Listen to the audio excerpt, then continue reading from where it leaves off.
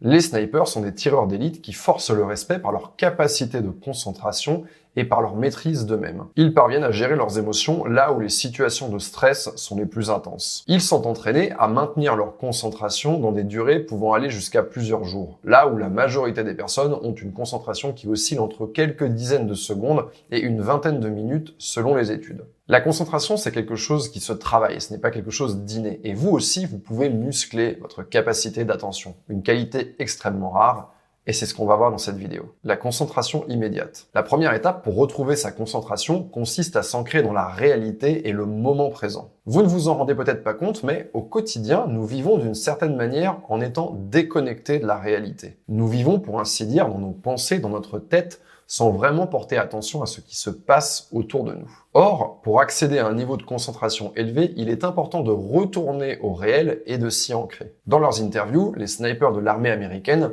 citent une méthode qui leur permet de se calmer et de s'ancrer dans le réel.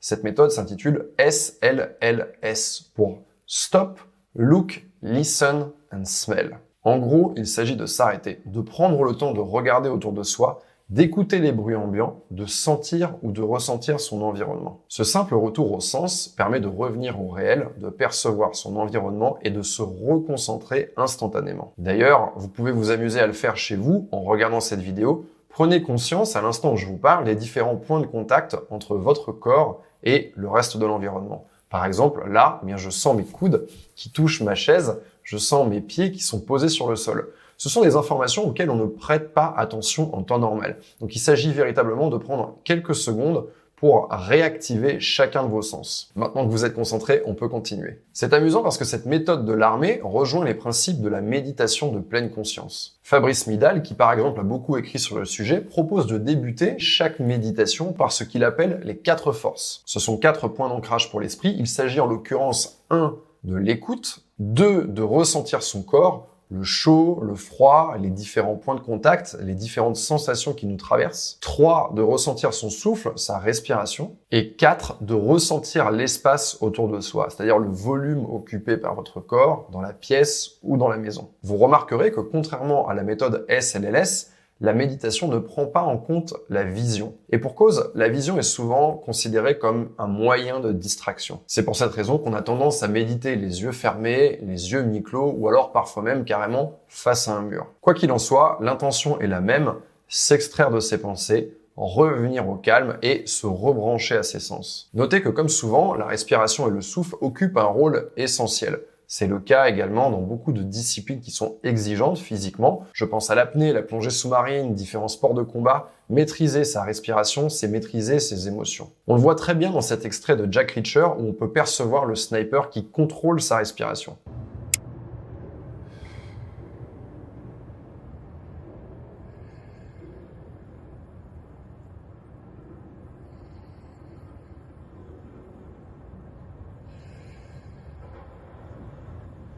Retrouver son calme et s'ancrer dans la réalité, c'est une première étape. Mais il s'agit ensuite de garder sa concentration. Et c'est ce qu'on va voir. La concentration prolongée, la Fantasy Integration. On dit qu'un sniper est capable de rester concentré 72 heures. Et c'est énorme. Pour parvenir à ce résultat, il y a évidemment un entraînement global. Ce sont des militaires, ils sont préparés, ils sont entraînés et les snipers sont choisis parmi la fine fleur des tireurs. Néanmoins, pour parvenir à rester concentrés sur des durées aussi longues, ils utilisent une technique qu'ils intitulent la Fantasy Integration. Le principe est simple, il consiste à s'intégrer dans des histoires communes avec sa cible, de la mettre dans différents scénarios. Le sniper va donc s'imaginer différentes histoires avec elle. En pensant à sa cible et en se racontant ses histoires, le sniper va mobiliser ses émotions. Or, tout ce qui mobilise nos émotions nous permet de rester concentrés. On le voit dans cette scène du film Assassin avec Antonio Banderas où le sniper doit rester concentré pendant plus d'une journée. Et il va le vivre de façon très intense.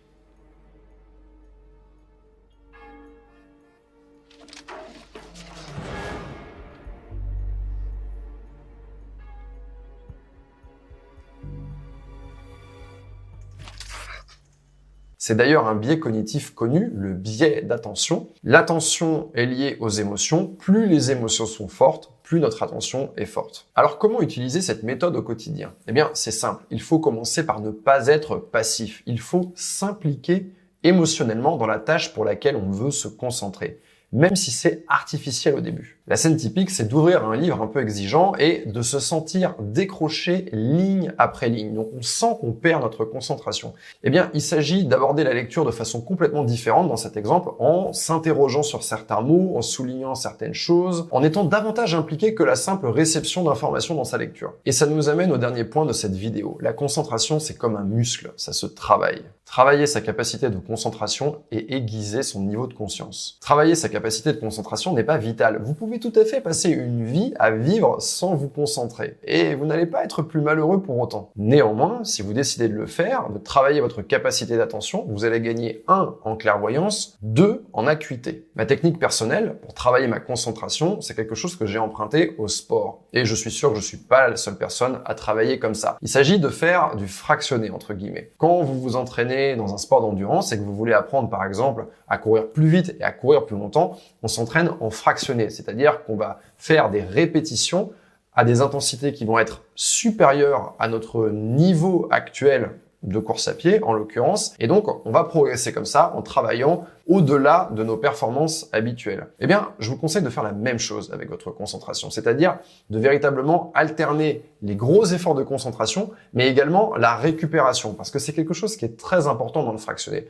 On va faire par exemple 10 fois 400 mètres, 4 fois 1 km, 3 fois 2000 mètres, mais entre chacune de ces répétitions, il va y avoir une pause qui vous permet de restaurer vos capacités. Pour moi, cette pause est très importante. Et dans l'organisation de ma journée, pour m'assurer un maximum de concentration, eh bien, je vais séquencer mes différentes activités en prenant en compte le niveau de concentration que ça va me demander. Donc, plus je travaille sur une série de choses qui monopolisent ma concentration, plus je vais prendre soin de me ménager des pauses entre chacune de ces activités. Ce qui, à mon sens, est assez mal fait à l'école où on vous demande de vous concentrer sur des plages de temps qui sont assez longues, des cours qui durent généralement 55 minutes et où la pause est relativement petite. Moi, je vais faire tout l'inverse de ce qu'on m'a appris à l'école, c'est-à-dire que je vais chercher à me concentrer très fort, mais sur une durée réduite, par exemple 20, 30 minutes, pourquoi pas même 45 minutes, mais ensuite derrière de me ménager une pause de 15 minutes.